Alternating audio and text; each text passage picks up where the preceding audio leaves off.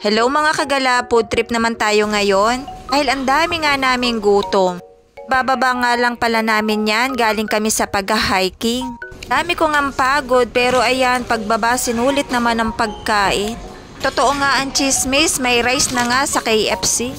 Ayaw pa nga maniwala ng kasama ko na may rice sa KFC, kaya ayan, trinay namin.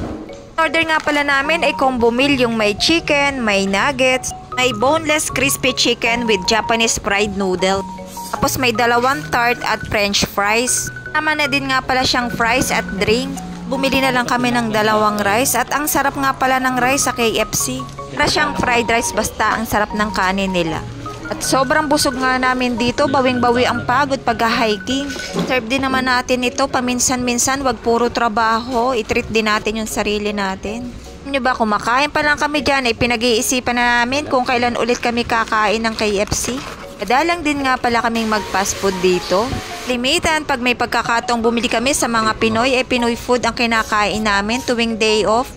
Pero itry nyo na rin itong KFC dito sa Taiwan at yung rice nila, napakasarap talaga. Ayan, kitang-kita nyo naman at napakarami kong gutom. Hanggang dito na lang po ulit, salamat sa pagsama.